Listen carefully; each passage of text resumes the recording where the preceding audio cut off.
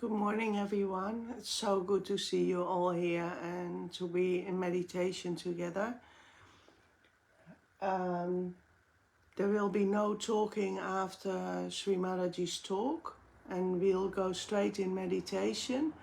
So after that, you can turn your volume off if you like and stay in meditation when the live broadcast finishes. So enjoy, and everybody have a great day.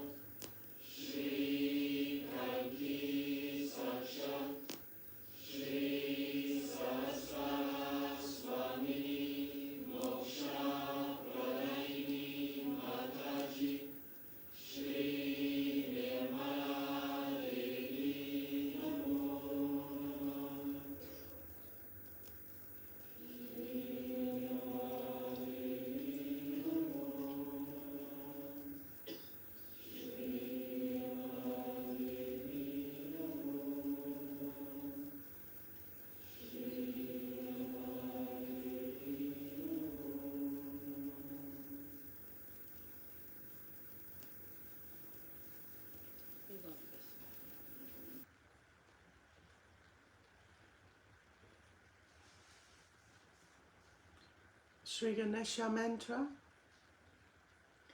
Om Tvameva Sakshat Shri Ganesha Sakshat Shri Adi Shakti Mataji Shri Nirmala Devi Namo Namaha.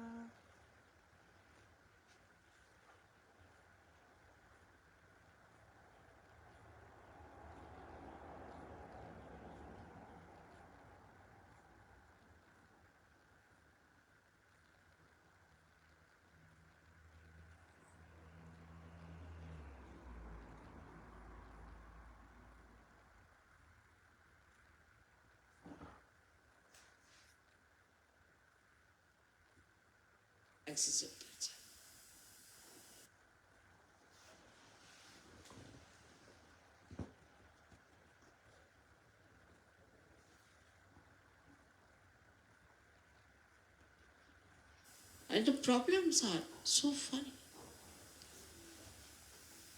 Problems which do not exist anywhere exist in this country. You know them very well. With such shocking state that when we think about it, what's going to happen? Where are we going to be?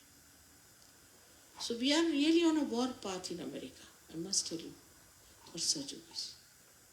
Really on a war path. Unless and until you take up Sahaja as your only concern, is not going to work. We had problems Like somebody has no job, then somebody has this, he's lost something here, then husband-wife's problem and all these nonsensical things. Still people are struggling with that. How many times have you been married in previous lives? Then somebody's wife is dominating, somebody's husband is dominating. Such absurd things. Doesn't behove saints.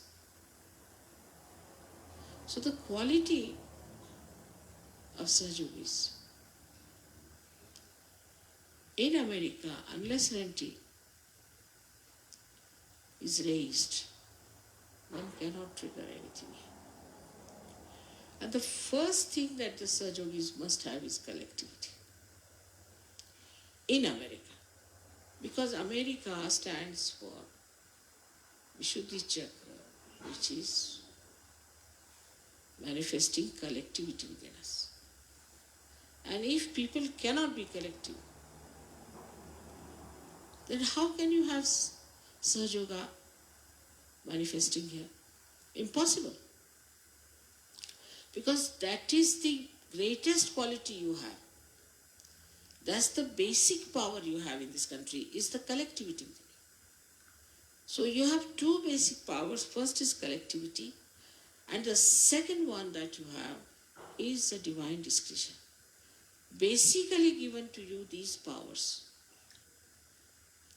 And just the opposite if we go.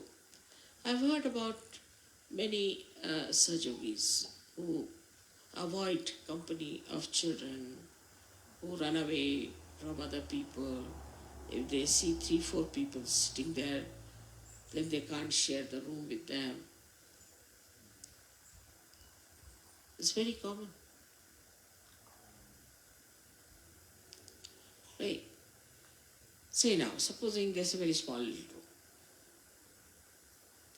room, and so many have to sleep in a small little room. It's nice, in a way. It's an experience. Then where do you sleep? You sleep there, you sleep there. How do you manage? You can't go to the bathroom. And it's an event.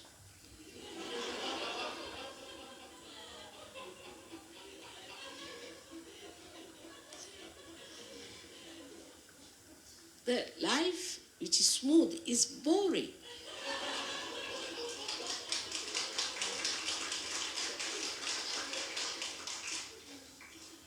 There should be some events in life, you see, like this. But Americans always avoid any such thing which requires an eventful time. Otherwise, if you walk straight forward, you reach some place, open the door and everything is ready-made, you walk into your room, everything electrified, and you just get your seat, you sit on the seat, if you have to get up, the seat pulls you out.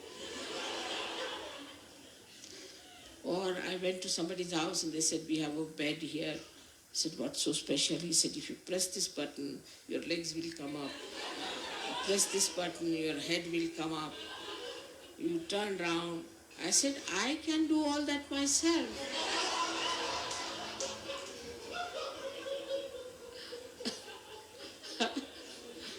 I'm not that old or that weak that I can't do it. But you see,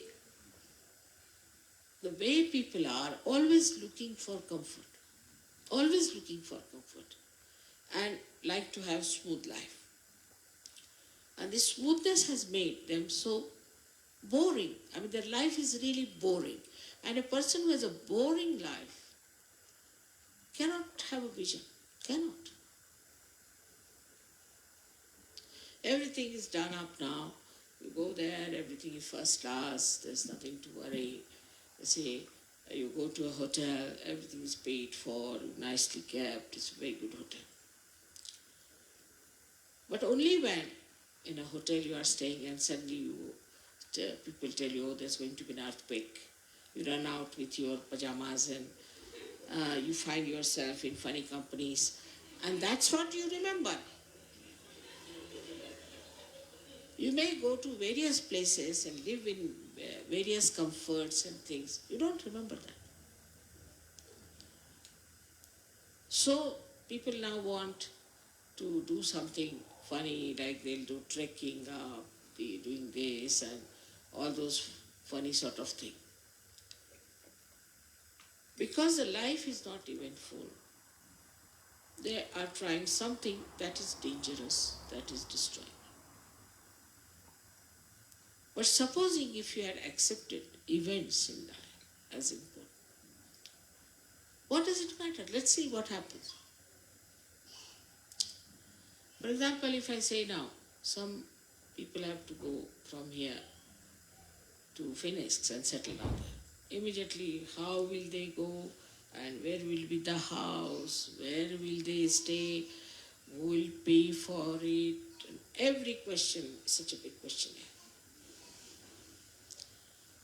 Well, yes, we'll go, what's harm? We'll stay anywhere, under a tree, doesn't matter. What's that? After all, monkeys can live there, why can't we? They were our forefathers. But that sort of a comfort-loving temperament is very dangerous. And they feel they are very tired all the time. You see, in American films nowadays, what I see is anybody, even a heroine or a hero, he comes and says, perhaps they think too much, they are working hard, or they are doing this. All the time they think. This is Sahaja in London. She's an Indian girl, works very hard, does every stitching, everything she does. She's very happy. There's another one, who is an English one. He's always tired. So I told her, why is he tired? He looks so healthy. Why is he so tired? She said, Mother, he thinks he's working. I think it's Mother who is working because I leave everything at your lotus feet. I am not working. She's working. I'm leaving at her lotus feet, that's all. And then you don't feel that. Now the quarrel between husband and wife here is mainly how many dishes you have washed, how many dishes I have washed. How much physical work you have done, how much physical work I have done.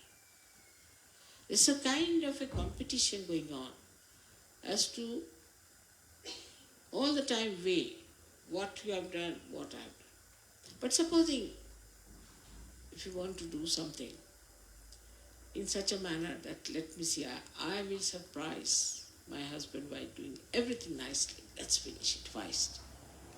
You will do it very well. And you'll never be tired. And when you will see your husband coming home and seeing things done so well, so happy, that joy of doing something to make someone happy, it will completely neutralize all your discomfort or the fatigue that you have. The other way around also, the husband should also feel that, what could I do for her? A small little thing can make her happy. And the divorces here are all the time because of this kind of a nonsensical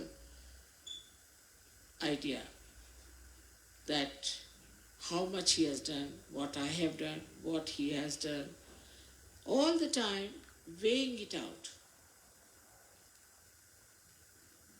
and making yourself miserable.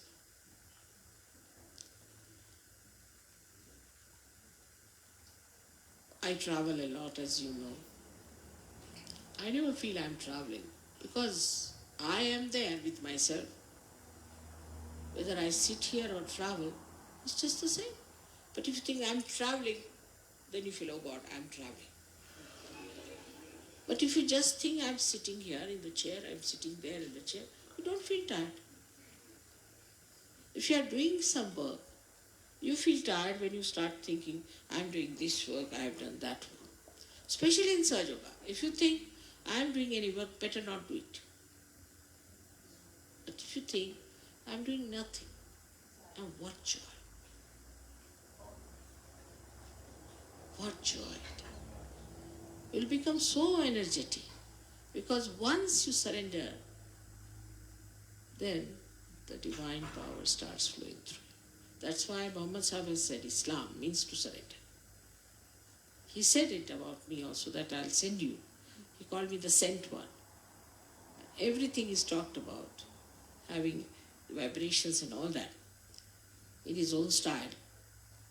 But he said that the message should be of surrender. And that surrendering part has to be there, because Shri Krishna in Gita has very clearly said that forget every dharma, just surrender yourself to me.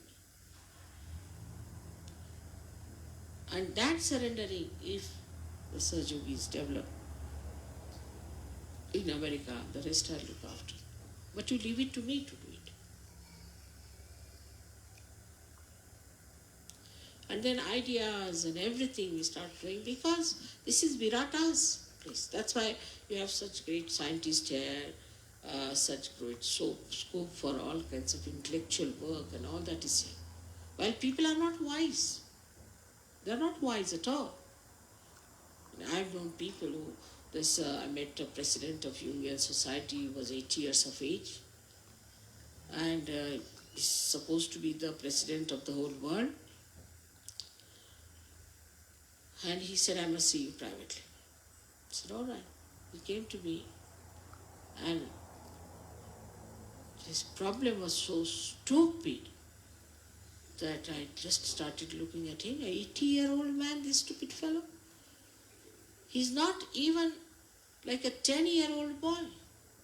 No maturity of any kind. So immature. And when I saw him, I just had the glimpse of the whole thing. That look at this man, 80-year-old, he's the chairman of Jungian societies. All over the world, people think him to be the chairman of this thing. The chair may be better than him. Such a stupid fellow in a way. Such a stupid fellow that you can't imagine. So they might be intelligent, they might be well read, they might be able to discover something out of matter, but they do not have wisdom. And the wisdom can only come through honest introspection. But it should not be also, I'm catching on this chakra, I'm catching on that chakra, not that. But why am I not seeing the point? What's the matter with me? Why can't I understand what is Sahaja? Even when you have become Sahajogis now for years together, still these old nonsensical things stick on to, these ideas stick on to. Why? Why do we not have that purity of divine discretion which sees everything so clearly? So I think we need collectivity, first of all, and secondly, meditating honesty. Just to meditate, sit down before the photograph, do the meditation, no. Meditation should act, should work. If it does not work, something wrong with it. Absolutely something wrong. If you feel everything is working all right, everything is miraculously showing its presence, the presence of the Param Chaitanya, then you are all right. But if it is not so, if there are problems, then you are not. You are not a Sahaja.